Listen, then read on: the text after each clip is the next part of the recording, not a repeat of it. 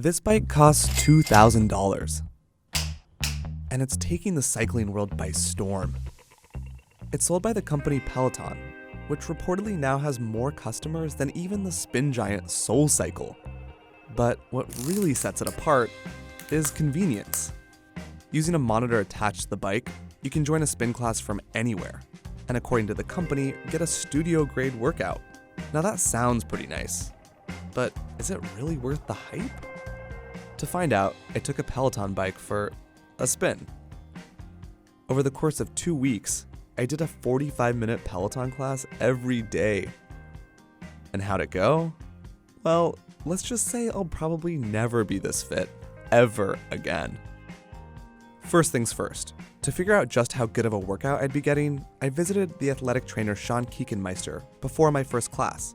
We're going to hopefully establish your baseline level of fitness for biking specifically. Sean works at the New York Sports Science Lab in Staten Island, and there he assesses the physical ability of professional athletes. And now me, your more average gym goer. All right, good to go? We started out by gathering some basic metrics like weight and body fat. Next were some not so basic measurements.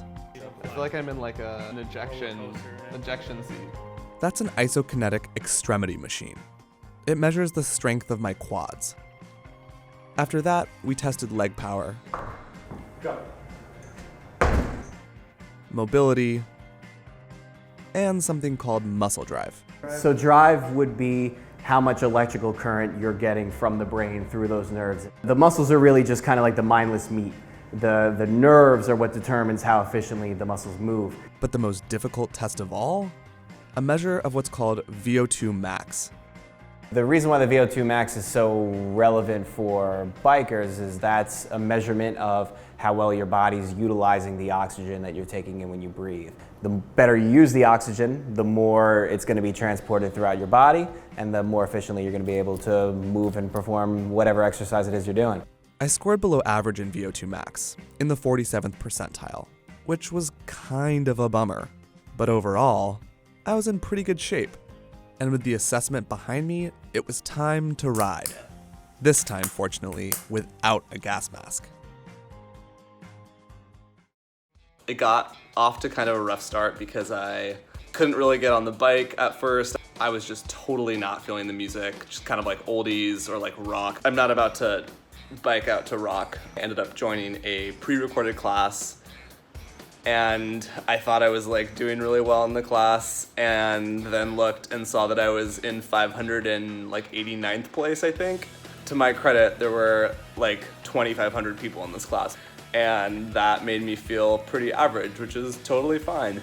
My quads are already starting to feel it. I can definitely feel a burn. I did a little bit better today. Look at that, 2,136th place out of 10,000. I mean, not terrible. I was tired almost right from the start, but the days went by quickly.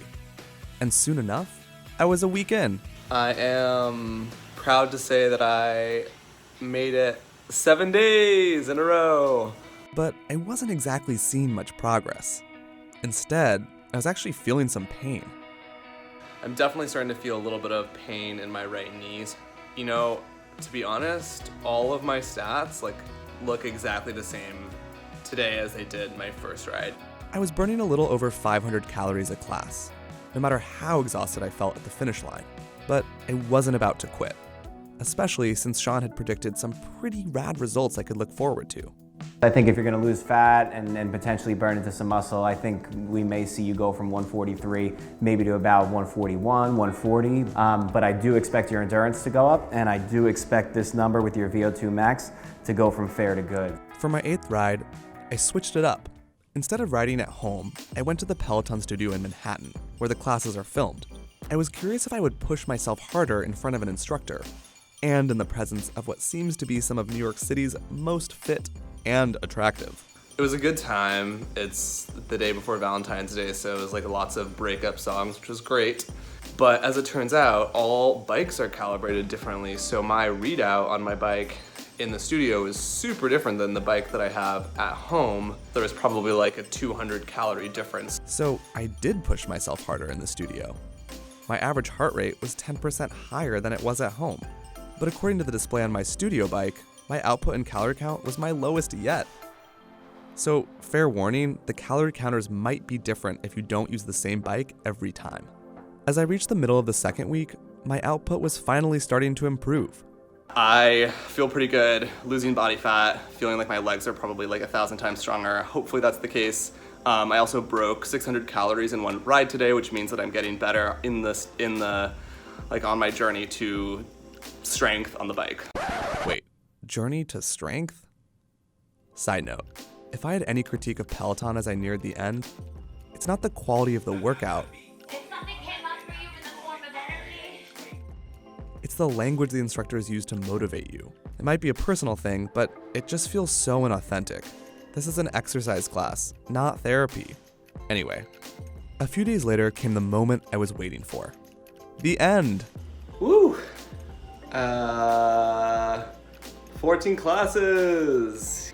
Yeah, it feels really good to be done, partly because of meeting my goal of doing this, partly because I'm so excited to not feel so exhausted and not have to bike every day. Not that it hasn't been rewarding, it's just obviously too much to do this every single day. Let's see, 14 workouts, 10.5 hours, 194 miles, 7,745 calories. That was the best output I've gotten so far. I also broke 600 calories in one ride today, which means that I'm getting better. And you can see that I kind of started out really strong and then kind of took a dip and then started working up again. The next day, I returned to the lab for my follow-up assessment. You lost body fat. You lost a percentage body fat. How much is a percentage body fat? Is that a lot? For 2 weeks, yeah. Your initial measurement, you're 143.5. You're 142 today on the diet, 0.0. But your lean body mass, which is your muscle, your bone, the connective tissue, first time was 125.2. Second time, it's 125.4. So you lost nothing but fat. You maintained your muscle. In fact, you gained 0.2 pounds of muscle during all of that. Interestingly, all that new muscle I gained ended up in just one spot, my left leg. Remember that pain I was talking about in my right knee? Well, I adapted by relying more on my left to pedal, building muscle there as a result. Everywhere else in my body, I actually lost muscle weight. You lost weight in the trunk, you lost weight in your left arm, and you lost weight in your right arm. And that's because I was only doing one type of activity every day. But the biggest change was in my VO2 max. So this was his initial, and this is his new one, where he's ranked on the 79% now. That is incredible. 47 to 79. So I'm better than most people. Yes. You went from worse than most people to a lot better than most people. Wow, that's amazing. Better than Wow. 70. Okay, so more muscle in my left leg, less everywhere else, and much greater endurance. But what about strength? You actually lost power.